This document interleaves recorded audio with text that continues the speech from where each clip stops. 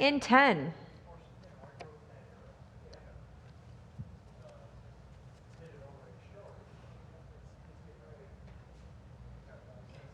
Hi, and welcome to Answers News for February the 25th, 2019. I'm here today, I'm Avery Foley. I'm here today with Dr. Gabriella Haynes. So it's just the two of us today. Yeah. So is the team A out? They're out, and it's just us, and we're missing Brian today. Yes. So we're handling this on our own. Everybody else ditched us, but that's Which means all right. they're probably going to go 2 hours. Talking. Just keep talking. There's nobody tells us to stop, right? All right, well, while we're waiting for people to jump on here, we've got some fun stuff to talk about. First thing I want to mention is, this is pretty exciting. We have high school science labs here at the Creation Museum. We had some last year, I think it was biology we had last year. It was super popular, so we're bringing them back again for the 2019-2020 school year. If you're a homeschooler, this is a tremendous opportunity for you to be able to actually do hands-on science labs. I would have loved that when I was a homeschool teenager. I wish that I was still in grade 12 and could do that in some ways, but in most ways not. I don't wish I was still in grade 12, but I would like to do these, but unfortunately they only let you if you're in high school, so I can't. But they have them for forensic science, chemistry, biology, and physics. So some pretty exciting ones. So you can go on the Creation Museum website and sign up for those before they fill up for next year. You'll want to do that soon, so you're not disappointed by them selling out too fast. Yeah. Something very interesting about homeschooling, it's a movement that it's growing a lot in Brazil. Oh, is it? Awesome. Yeah, because some years ago it was not allowed. So a group, it's growing and in Brazil, and they're trying to do the same thing that here in the United States awesome. They're doing. So I'm very excited about that, and they're very excited too about the whole movement of homeschooling in Brazil.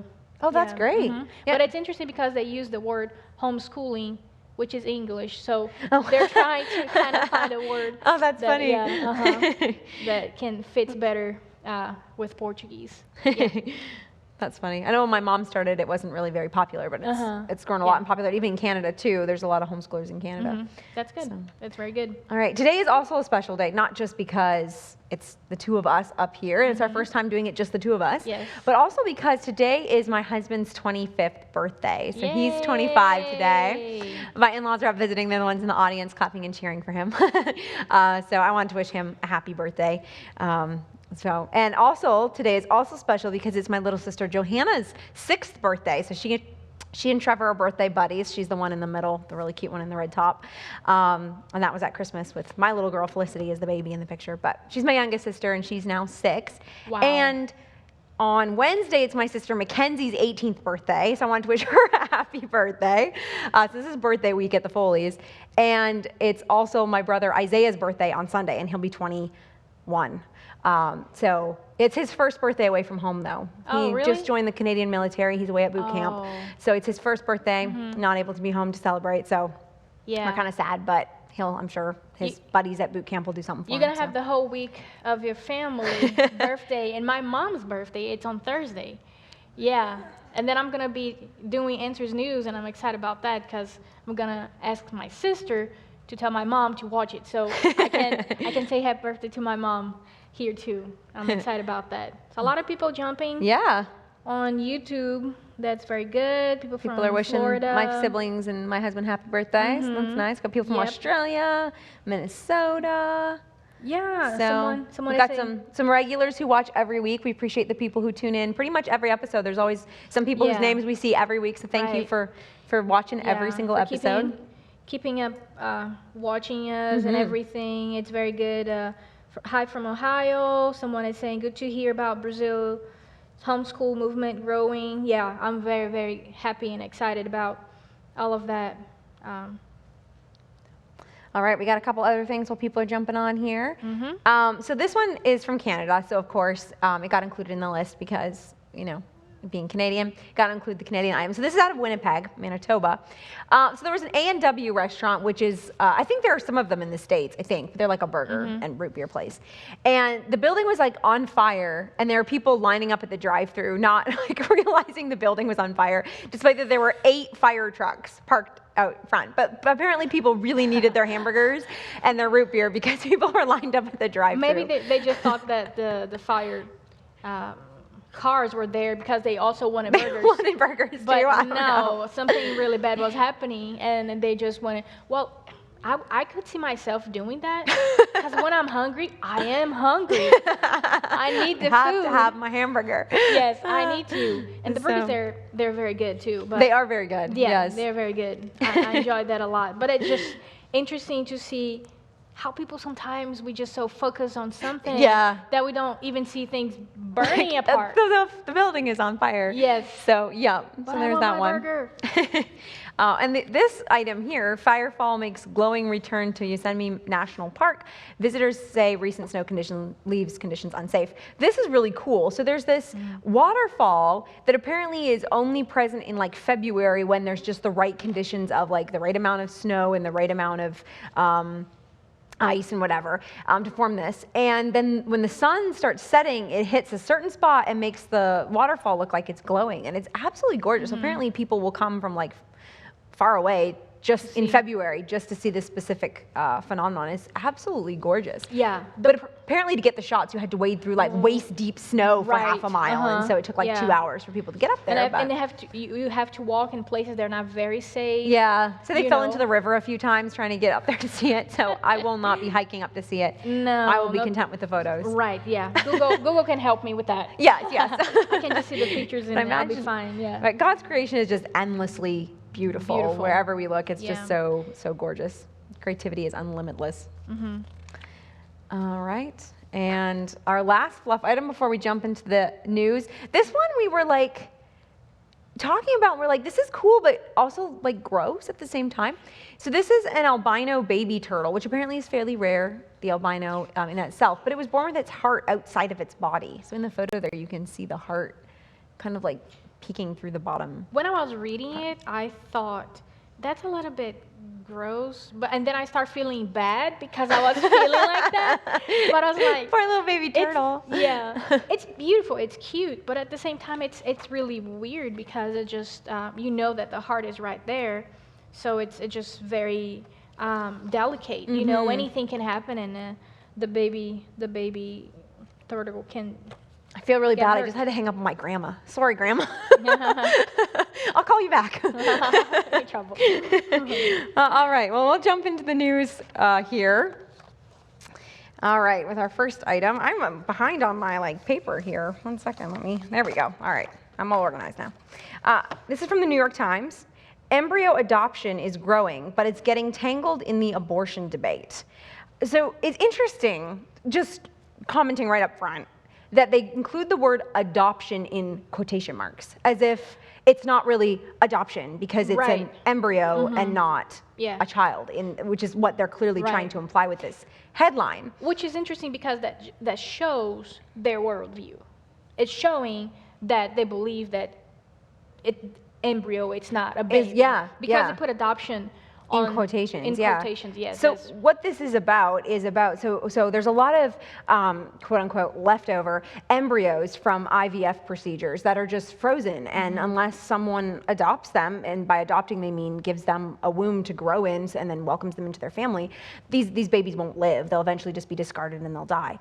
So it's basically a growing trend, is particularly among Christians and Christians who aren't able to have their own children, is to adopt these embryos and get them implanted in their womb so that the baby can grow and they can welcome that baby into their family. It's another way of being pro-life and saving the lives Yeah. of these children that otherwise would probably just be discarded eventually. Right, yeah. So it's really neat. Yeah, it is. It's a very good way for you to, especially mom, to nurse the kid, you know. Yeah, you can to still have get, that. you get to be pregnant, you get to nurse all of that, which is Yeah. pretty cool.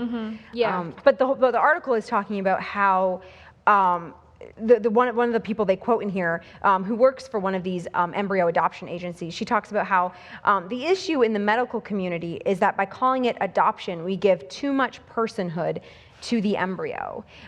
She goes on to say, Too much. as Christians, of course, we believe they're persons, but for the reproductive medical community, if you bestow humanity to the human embryo, you're interfering with other services, you can guess what those services are, okay. that they like very much.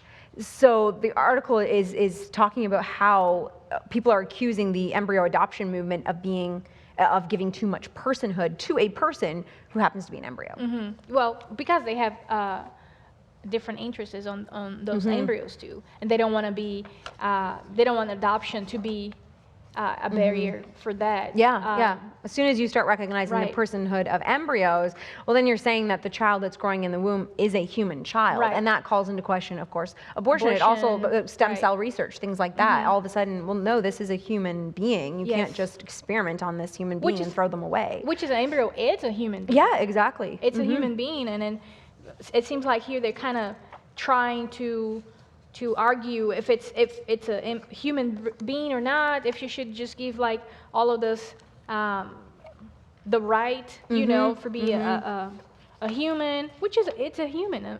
It's embryo. It's Yeah. a human. Absolutely. Yeah. So it's a sad article in the sense that you can tell what the New York Times is trying to get across. But at the same time, it's good to see that they're reporting on embryo adoption, Right. that they're getting the word out there that this is a thing, Yeah. and that people who are pro-life should really be That was the first time actually considering that, perhaps. that I heard about that. I don't Oh, know. okay. I don't know if it's something new here. I think they said the year 2000. I think in the article they said it's the first time they've started recording how many of these were done. There was only like 300 done back in 2000, but it's been steadily growing every year. More and more people are adopting embryos.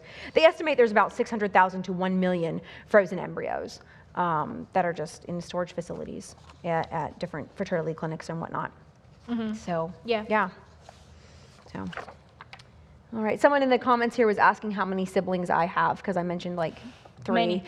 Yes, I have 8 brothers and 6 sisters. So Yeah. it's a kind of a large family. I think the time that I asked you how many sisters you have, you said 6, and I said, oh, but I remember that you have 1 brother. And it's like, how many brothers? And you said 8. You have 8. 8, yeah. And I was like, oh, okay. Yes, big family. Yeah. Are big families common in Brazil? No. No? No, not at They don't all. really seem to be that common Normally from most people I've talked to 2, from other 3 countries. kids for family. Yeah, that's normally, yeah. But it's good. I really enjoy seeing big families. It's so much fun. I love growing yeah. up in a big family. Yeah. It's fantastic. All right. This next one comes from alifenews.com. Kentucky Senate passes bill to ban abortions after baby's heartbeat begins. So we actually have some good news for once Yep. on this show. Yeah, after so Yay. many bad news about abortion. Yes, it's Yes. nice to have a good one. So the Kentucky Senate has passed what are now known as heartbeat bills, which is basically if the doctor can find a heartbeat, they're not allowed to abort that child. And that's as early as 6 weeks. The heartbeat starts really early. So this is good news. It's likely the bill might get overturned. Usually when these bills are passed, they're overturned. Right. Or People try to stop higher it, up in yeah. courts, they go and get overturned there. But it's good news. It's a good Yeah. step in the right direction. It's a good step in the right direction, which is sad. It's because before 6 weeks, a woman can know if she's pregnant or not. Yeah. And then she can try to do something to stop the pregnancy, even before. Even before the 6 weeks, 6 yeah. weeks. So it'll definitely cut down on the number, but it's not like it's going to yeah, eliminate it's not abortion. gonna solve the problem until they understand that it's a human being since the conception. Yeah. Like So this is a that's- great step in the right direction, but a baby Right. at 2 days, at 1 day, is just as Hours. much a human being, Minutes. yeah, as a baby at 6 weeks, as a Right. baby at 9 months, as a baby at 2 years old. It's just a matter of Yeah. level of development and location. Yeah, but it's interesting because a good some step. activists they're just trying to even stop 6 weeks. Yeah. You know, they're just like trying, no, because this is gonna ban all abortions. No, it's not going to, unfortunately. Unfortunately, yeah. You know, Yeah. and but it just they fight so hard, so hard. With no care for the unborn child and for the rights of that unborn Yes. child. Which we can see like in the previous one that we were seeing, the turtle. Everybody was being a big fan of the turtle and just like seeing that it was so cute and everything that needed care. But when yeah. you see a baby, no, it doesn't need care. You can just Right, yeah. kill The it. difference between the turtle, which had loads and loads of fans. Right. And yeah. You can just kill the baby and it's fine. It's okay. No problem at all. And what you were saying about how, like, at 6 weeks, a lot of people wouldn't necessarily know they're pregnant until 6, 7 weeks. Some would know earlier, and you were saying that it's not like it's going to ban abortions. People Right. still will find out earlier. And that points to that this is not an issue of laws and stuff. It's really an issue of the heart. Like, you can do, and changing laws is good. Definitely, absolutely, we should be campaigning to change laws. Absolutely. But the ultimate issue is a heart issue, and we need to be changing people's hearts on the issue, showing them, starting with God's word, that human beings are made in his image. We're dealing with an image bearer of the Creator when we're talking about the unborn. They're made in the image of God. They're fearfully and wonderfully made. They're precious to him. And taking that life at any stage is murder. Like that's the message that we need to be teaching people and helping change hearts, and that will naturally change laws that won't just get overturned by the next person who comes in or the judge that rules on the case or whatever. Right. And some activists also is saying that the abortion should be a decision between a woman and her doctor alone. First, what about the father? Yeah. You know? Yeah, doesn't he have a say? It's his child. Right. And the second thing is, what about the baby? The baby, it's another person. Yeah. You know? So the baby needed to have some say on that. But the baby, it's not. It seemed, they put it here like the baby didn't even exist. Yeah, right. Like, You it's know, like an appendix they're talking about or something. Yeah, not you can a just living do whatever you child want. that's distinct from the mother, although inside of the mother. Which is sad, because also, can a woman and her doctor decide if the baby, let's say 2 years old kid, it's having some issues? Right, yeah. Or the mother is having a hard time providing for this child. Right. Can we just get rid of this baby? What's the difference? There's what's no the difference? There's no difference between just a difference of location and development. If a woman and her doctor alone can decide. Right, yeah, that. yeah. So that's the point. So, yeah, some other people in the comments are talking about some other bills that are going through right now, and there's bills on both sides. There's like some bills that are like this one that are good news, and a lot of bills that are really bad news. So we need to definitely be praying for this issue, as we always should be, about protecting the lives of the unborn. Yes. All right, the next item comes from Science Daily. 20-million-year-old tusked sea cow is Central America's oldest marine mammal. So this is about a new species of Dagon. Is that how we looked up? Dagon. It's pronounced Dagon. That they found in Central America, and they are saying that this one is the oldest. Yes. What we can see from the date, from the age that they date that fossil 20 million years ago, that's after flood. Of course, that we don't take the millions of years. We don't believe that. Right. But from the age that they're saying here, from the layer that they're found, this fossil, it's after the flood. And another point that it's very interesting here too, it's because they only have one species alive today, and the other one was extinct 27 years. Yeah, basically, like, people found it and then they killed them all, which is after less than 30 years. Yeah, hunted them to the extinction pretty quick. It was extinct. But when you go to the fossil record, you're gonna have 30 species. So there's a lot more diversity found in the fossil record than is alive today. A lot of the species have gone extinct. Yeah, so it shows that it was a biodiversity. It was huge. And which makes sense, because before the flood, they have a very different diversity that we have today. So it's just an interesting paper. Yeah, interesting find. Yeah, they talked about how this specific group of marine mammals originated in the West Atlantic and Caribbean, and then dispersed westward through Panama, whose seaway didn't close until a few million years ago. And so that's just their interpretation, because they start with a different starting point. Their interpretation of how these originated, how they spread around the globe, is going to be quite different, because they're building that out of their worldview, which is different from what they we get say from that Scripture. They can also see.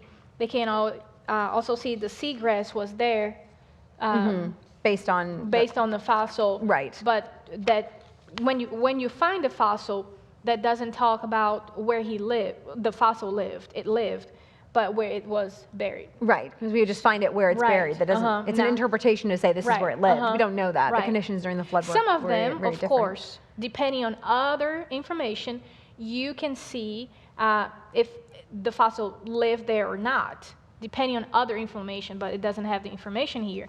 So probably it was just the interpretation from the place where the fossil was buried. This one comes from the CBC, which is a Canadian online news site, and we tend to seem to have a skew towards Canadian articles when I'm on for some reason. So they're gonna start the Brazilian ones. There you go. There you go. Yeah, we need more news out of Brazil for when we're on together.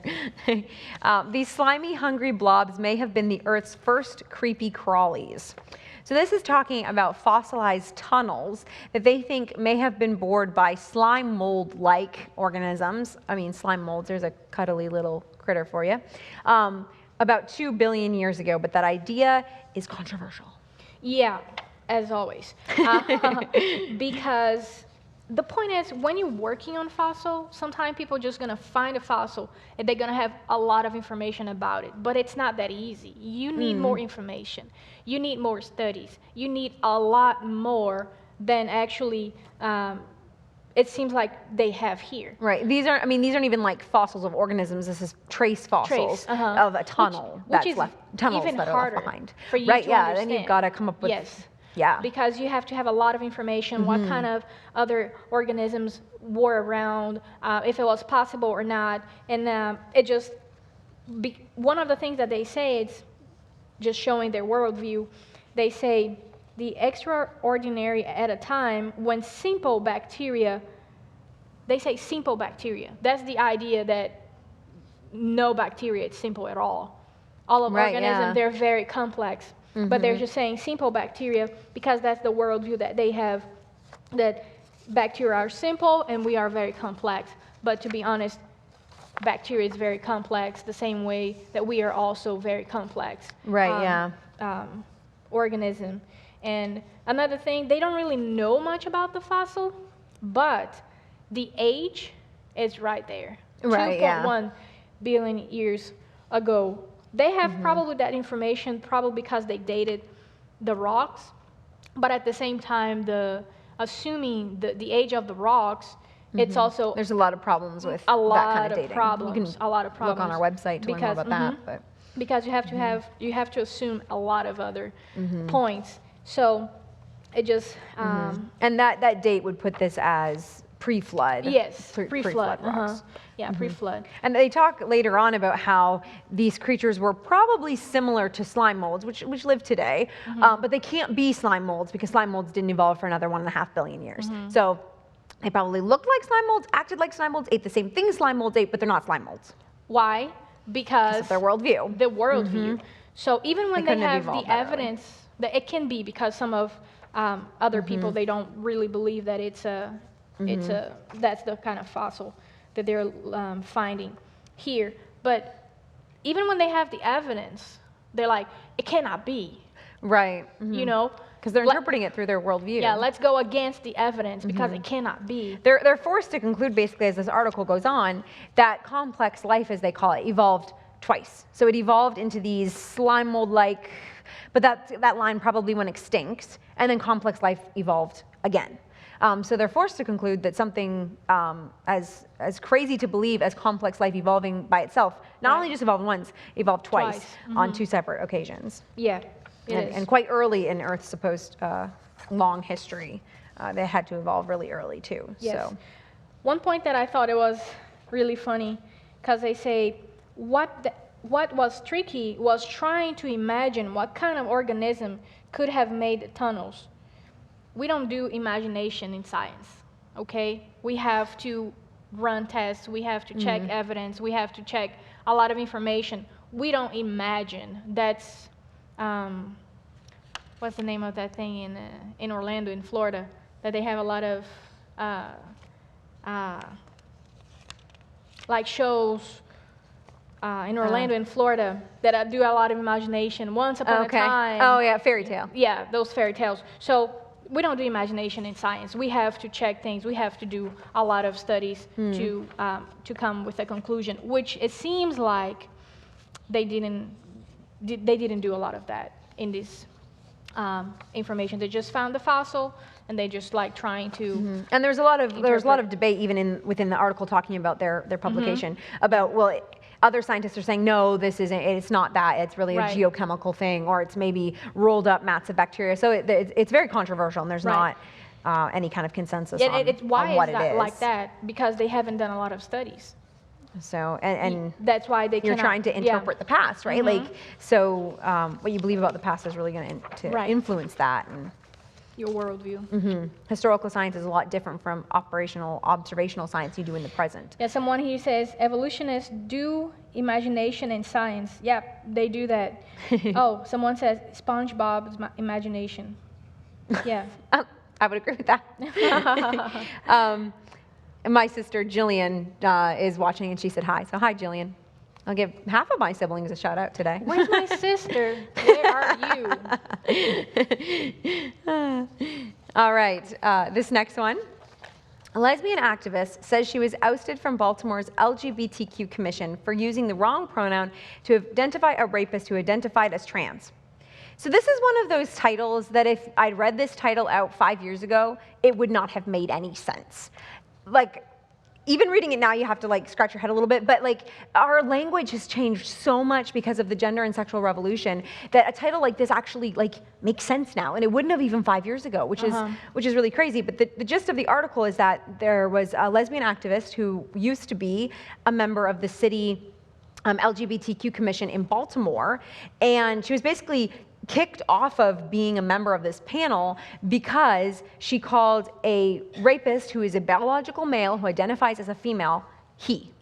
Yeah. So she was accused of violence and kicked off the commission. Yeah, so her crime was saying that while the crime of the rapist was raping 2 women.